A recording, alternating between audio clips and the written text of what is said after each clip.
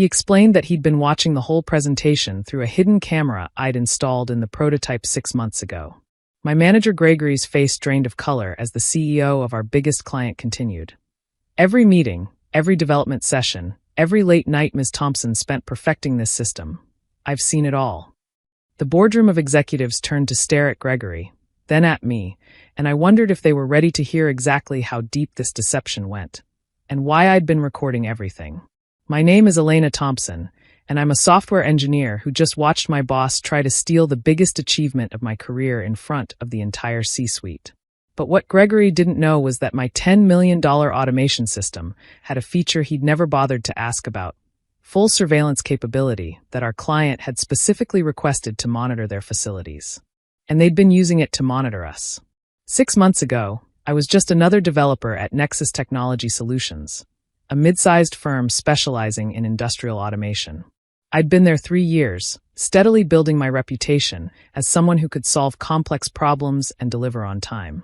My manager, Gregory Walsh, was the golden boy, Harvard MBA, smooth talker, took credit for his team's work so naturally that most people didn't even notice. The project that changed everything started with a simple RFP from Matsuda Industries, a Japanese manufacturing giant looking to modernize their American facilities. They wanted a completely integrated automation system: robotics, AI, predictive maintenance, the works. Budget, $10 million. Timeline, 6 months. Most firms said it was impossible.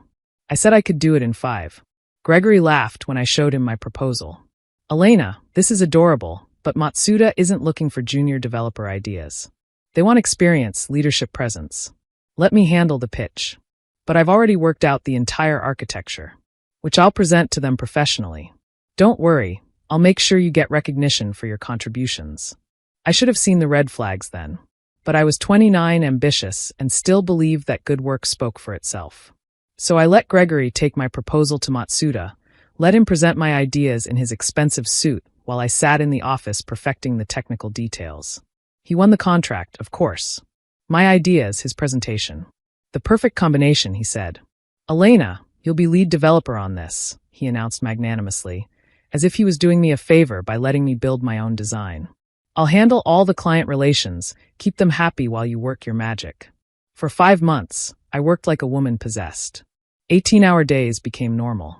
I lived on energy drinks and determination, coding an entirely new framework from scratch because the existing solutions weren't good enough for what Matsuda needed. Gregory would sweep in occasionally for progress reports, which he'd then present to Matsuda's team as his own insights.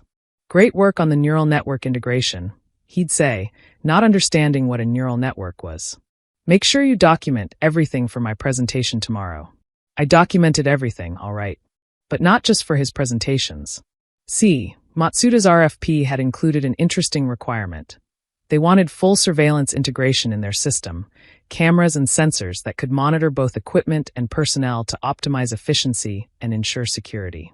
What Gregory never bothered to understand was that I built this capability into every component, including our development prototype. The prototype sat in our lab, innocuous-looking server racks with a few cameras for testing. Gregory thought they were only activated during specific tests. He didn't know I'd enabled them from day one, creating a complete record of who actually built this system. It wasn't meant to be a trap.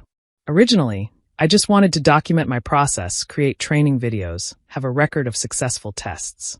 But as Gregory's theft became more blatant, that footage became something else: evidence. The breaking point came a week before the final presentation. I'd just completed the last major feature, a predictive AI that could anticipate equipment failures 3 weeks in advance with 97% accuracy. It was the crown jewel of the system, the thing that would save Matsuda millions in prevented downtime. Gregory strolled into the lab at 10 p.m., finding me running final tests. Still here, Elena?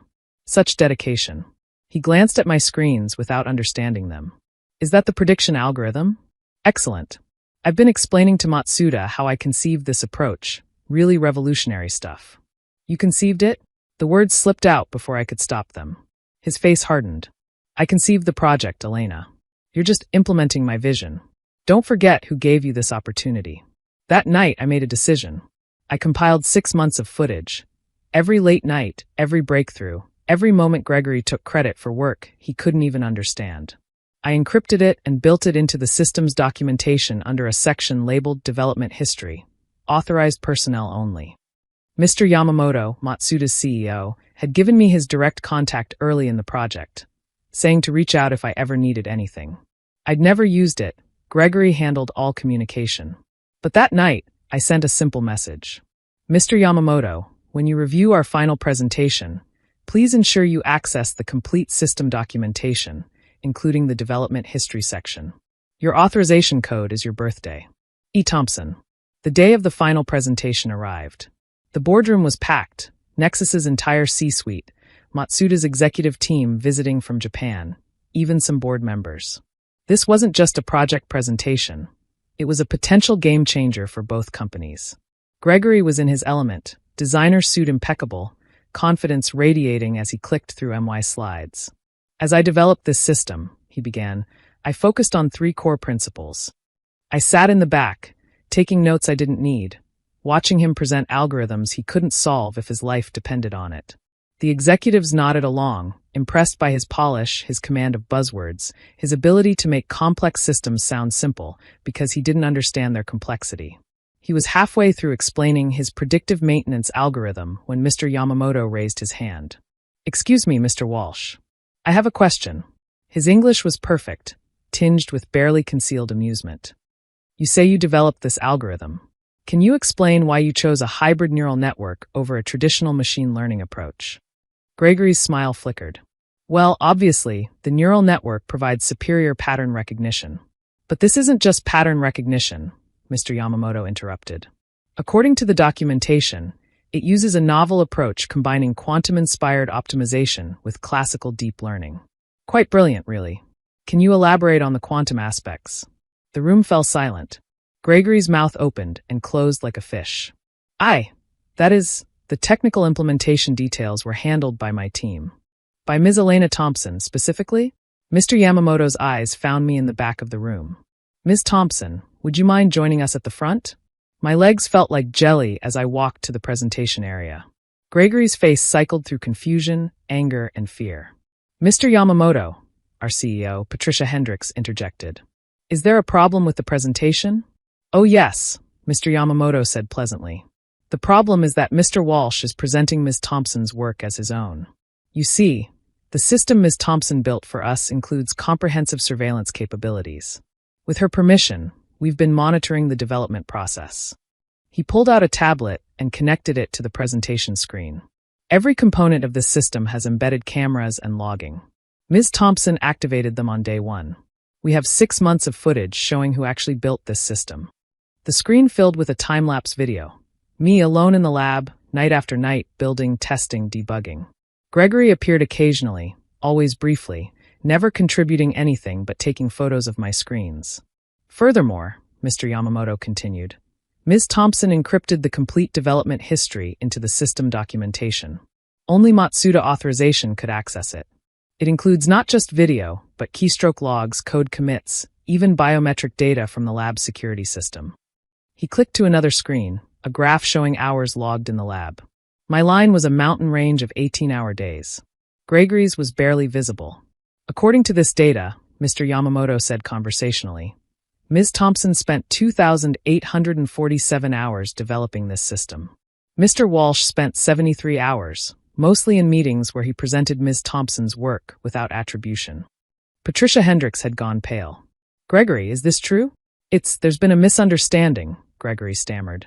Elena works for me. Her work is my work. Actually, I said, finding my voice, according to my employment contract, any system I develop remains my intellectual property until formally transferred to the company. I've never signed that transfer for this project. The room erupted. Legal was called. HR was summoned. Gregory tried to slip out, but was told to stay put by security. Mr. Yamamoto raised his hand for silence. Matsuda Industries has a proposal. We've been extremely impressed with Ms. Thompson's work. We'd like to offer her a position as Chief Technology Officer of our new American Innovation Lab, with a starting salary of $400,000 and full benefits. Additionally, he continued, looking at Patricia, we're willing to complete this contract with Nexus, but only if Ms. Thompson leads the implementation. Otherwise, we'll be forced to consider this a breach of contract, as we were promised the best team, not whatever this was. The next hour was a blur of negotiations, apologies, and Gregory being escorted from the building by security.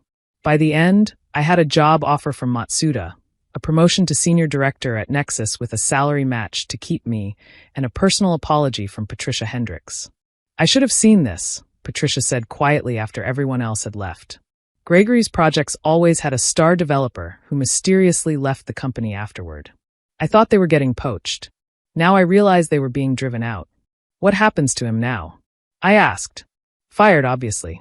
Possible criminal charges for fraud. Definitely a civil suit from the developers who left because of him. She shook her head. 10 years of this, right under my nose. In the end, I stayed with Nexus but took a consulting contract with Matsuda.